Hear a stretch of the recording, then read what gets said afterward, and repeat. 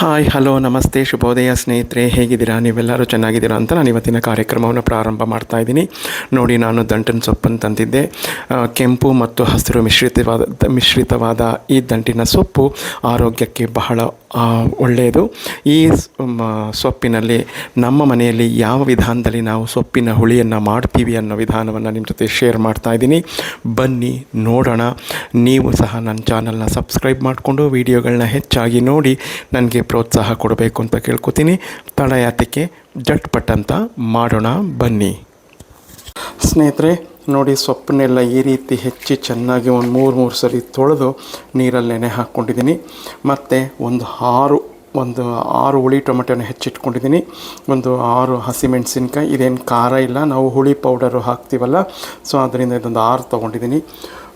ಚಿಕ್ಕ ಪಾವಲ್ಲಿ ನಿಮ್ಗೆ ಯಾವಾಗಲೂ ನಾನು ತೋರಿಸ್ತಿರ್ತೀನಿ. ಆ ಚಿಕ್ಕ ಪಾವಿನಲ್ಲಿ 3 ಪಾವು ತೊಗರಿಬೇಳೆಯನ್ನು ತೊಳೆದು ನೆನೆ ಹಾಕ್ಕೊಂಡಿದ್ದೀನಿ.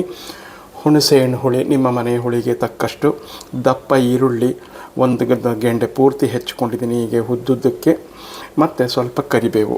ಈಗ ಮಾಡೋ ವಿಧಾನ ತೋರಿಸ್ತೀನಿ ಬನ್ನಿ.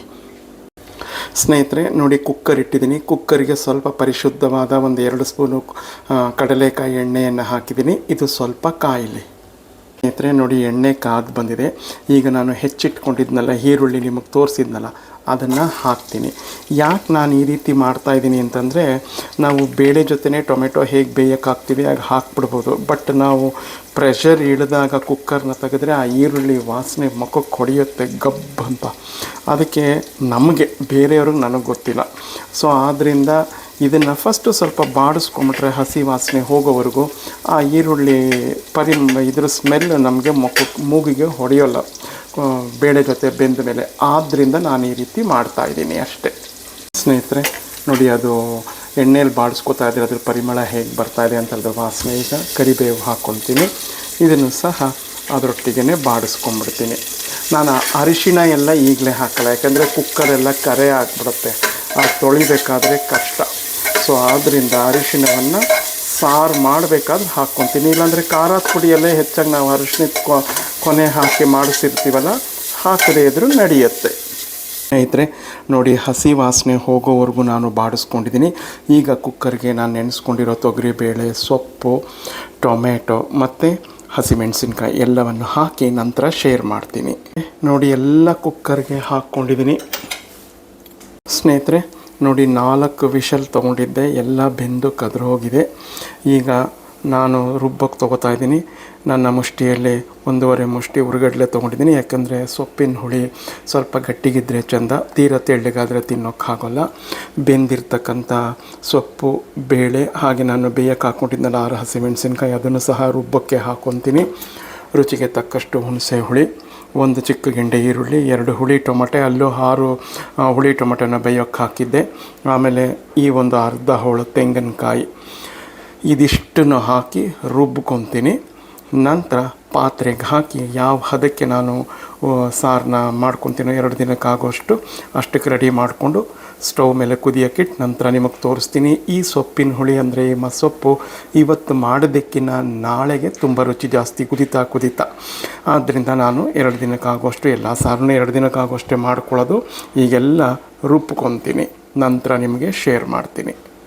ಸ್ನೇಹಿತರೆ, ಸಾರು ಮಾಡೋಕ್ಕೆ 2 ದಿನಕ್ಕಾಗುವಷ್ಟು ನಾನು ಸೊಪ್ಪಿನ ಹುಳಿಯನ್ನು ಮಾಡ್ಕೋತಾ ಇದ್ದೀನಿ, ಅಂದರೆ ಸೊಪ್ಪನ್ನ.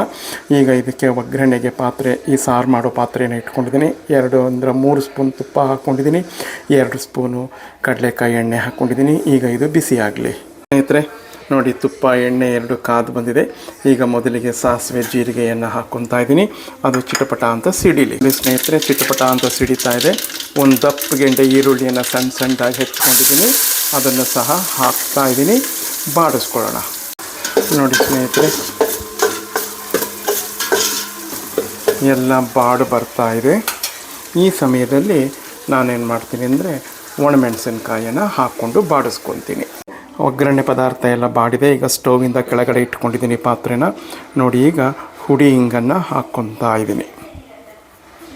ನೋಡಿ, ಹಿಂಗೆ ಹಾಕ್ಕೊಂಡಿದ್ದೀನಿ. ಎಲ್ಲ ಒಂದು ಸರಿ ಮಿಕ್ಸ್ ಮಾಡ್ಕೋತಾ ಇದ್ದೀನಿ. ಈಗ ನಾನು ಇದಕ್ಕೆ ಏನು ಮಾಡ್ತೀನಿ ಅಂದರೆ ಬೆಂದಿರ್ತಕ್ಕಂಥ ಈ ಬೇಳೆ ಮತ್ತು ಸೊಪ್ಪಿನ ಇದನ್ನು ಮಿಶ್ರಣವನ್ನು ಇದಕ್ಕೆ ಹಾಕ್ಕೊತೀನಿ. ರುಬ್ಬಿರ್ತಕ್ಕಂಥ ನೋಡಿ ನುಣ್ಣಗೆ ರುಬ್ಕೊಂಡಿದ್ದೀನಿ, ಇದನ್ನು ಸಹ ಹಾಕ್ಕೊತೀನಿ. ಹುಳಿ ಮತ್ತು ಹುಳಿಗೆ ಬೇಕಾದಷ್ಟು ಖಾರದ ಪುಡಿ, ಏಕೆಂದರೆ ನಾವು ಹಸಿಮೆಣಸಿನಕಾಯಿನೂ ಸಹ ಹಾಕಿ ಆಡಿಸಿರ್ತೀವಿ. ಆದ್ದರಿಂದ ನಿಮ್ಮ ಖಾರಕ್ಕೆ ಅನುಗುಣವಾಗಿ ಖಾರದ ಪುಡಿಯನ್ನು ತೊಗೊಳ್ಳಿ. ನೀವು ಹುಳಿ ಪೌಡ್ರನ್ನ ಯಾವಾಗಲೂ ತೋರಿಸ್ಬಿಡ್ತೀರಾ, ಹುಳಿ ಪೌಡ್ರ್ ಮಾಡೋದು ನಮಗೆ ತೋರಿಸಿಲ್ಲ ಅಂತ ನೀವೇನು ಅಂದ್ಕೋಬೇಡಿ. ನಾನು ವರ್ಷಕ್ಕೊಂದ್ಸರಿ ಇದನ್ನು ಮಾಡಿಸೋದು. ಫೆಬ್ರವರಿ ಮಾರ್ಚ್ ತಿಂಗಳು ಮೊದಲನೇ ವಾರದಲ್ಲಿ ಮಾಡಿಸ್ತೀನಿ. ನೀವು ಕಮೆಂಟಲ್ಲಿ ಕೇಳಿದರೆ ನಾನು ಹಾಕ್ತೀನಿ ಅಂತ ಸಹ ನಾನು ಹೇಳಿದ್ದೆ, ಯಾರೂ ಕಮೆಂಟಲ್ಲಿ ಕೇಳಲಿಲ್ಲ. ಸೊ ಆದ್ದರಿಂದ ನಾನು ಅದನ್ನು ಅಪ್ಲೋಡ್ ಮಾಡಲಿಲ್ಲ. ನೆಕ್ಸ್ಟ್ ಇಯರ್ ನಾನು ಮಾಡಬೇಕಾದ್ರೆ ನಿಮಗೆ ಅಪ್ಲೋಡ್ ಮಾಡ್ತೀನಿ. ಈಗ ಎಲ್ಲವನ್ನು ಮಿಶ್ರಣ ಮಾಡಿ ನಾನು ಈ ಪಾತ್ರೆಗೆ ಹಾಕ್ಕೊತೀನಿ, ನಂತರ ನಿಮಗೆ ತೋರಿಸ್ತೀನಿ. ಸ್ನೇಹಿತರೆ ನೋಡಿ, ಎಲ್ಲ ನಾನು ಯಾವ ಪಾತ್ರೆಗೆ ಮಾಡ್ತೀನಿ ಅದೇ ಪಾತ್ರೆಗೆ ಒಗ್ಗರಣೆ ಹಾಕ್ಕೊಂಡಿದ್ನಲ್ಲ ಅಲ್ಲಿಗೆ ಹಾಕಿ ಎಲ್ಲ ಮಿಕ್ಸ್ ಮಾಡಿ ಎಲ್ಲ ರೆಡಿ ಮಾಡಿದ್ದೀನಿ. ಹುಳಿ, ಉಪ್ಪು, ಖಾರ ಎಲ್ಲ ಆಗಿದೆ, ರುಬ್ಬಿರೋದೆಲ್ಲ ಹಾಕಿದ್ದೀನಿ. ಇದಕ್ಕೇನು ಎಕ್ಸ್ಟ್ರಾ ಒಗ್ಗರಣೆ ಕೊಡೋ ಹಾಗಿಲ್ಲ. ಈಗ ಒಗ್ಗರಣೆ ಪಾತ್ರೆಗೆ ಇದನ್ನೆಲ್ಲ ಹಾಕ್ಕೊಂಡಿರೋದು. ಈಗ ಕುದಿಸಿದ್ರೆ ಆಯಿತು. ಕೊನೆಯದಾಗಿ ಬೆಲ್ಲ ಹಾಕದೆ ಹೋದರೆ ಸಾರು ಸಂಪೂರ್ಣ ಆಗಲ್ಲ. ಈಗ ಇದನ್ನು ಕುದಿಸ್ಬಿಟ್ರೆ ಮುಗೀತು. ಕುದಿಬೇಕಾದ್ರೆ ನಿಮಗೆ ಶೇರ್ ಮಾಡ್ತೀನಿ. ನೀವು ಒಮ್ಮೆ ಈ ರೀತಿ ಮಾಡ್ಕೊಳ್ಳಿ. ಹೇಗಿತ್ತು ಅಂತ ನನಗೆ ಕಮೆಂಟ್ನಲ್ಲಿ ಮರೆಯದೆ ತಿಳಿಸಿ. ಪ್ರೀತಿಯ ಸ್ನೇಹಿತರೆ ನೋಡಿ, ಸೊಪ್ಪಿನ ಹುಳಿ ಕುದೀತಾ ಇದೆ. ರುಚಿ ನೋಡಿದೆ, ಹುಳಿ, ಉಪ್ಪು, ಖಾರ, ಸಿಹಿ ಎಲ್ಲ ಅದ್ಭುತವಾಗಿದೆ. ಒಮ್ಮೆ ನೀವು ಸಹ ಈ ರೀತಿ ಮಾಡ್ಕೊಂಡು ನೋಡಿ, ಹೇಗಿತ್ತು ಅಂತ ನನಗೆ ಕಮೆಂಟ್ನಲ್ಲಿ ತಿಳಿಸಿ. ಇದು ಇವತ್ತಿಗಿನ್ನ ನಾಳೆಗೆ ಇನ್ನೂ ರುಚಿಯಾಗಿರುತ್ತೆ. ಬಿಸಿ ಬಿಸಿ ಅನ್ನಕ್ಕೆ, ರಾಗಿ ಮುದ್ದೆಗೆ, ಚಪಾತಿಗೆ ಎಲ್ಲದಕ್ಕೂ ಅದ್ಭುತವಾಗಿರುತ್ತೆ. ಮಾಡ್ಕೊಂಡು ತಿನ್ನಿ. ಹೇಗಿತ್ತು ಅಂತ ನನಗೆ ಕಮೆಂಟ್ನಲ್ಲಿ ಮತ್ತೊಮ್ಮೆ ತಿಳಿಸಿ. ಹಾಗೆ ಮತ್ತೊಂದು ಇಂಟರೆಸ್ಟಿಂಗ್ ವಿಡಿಯೋ ಒಂದಿಗೆ ಬರ್ತೀನಿ. ಎಲ್ಲರಿಗೂ ನಮಸ್ಕಾರಗಳು. ಜೈ ಗಣೇಶ.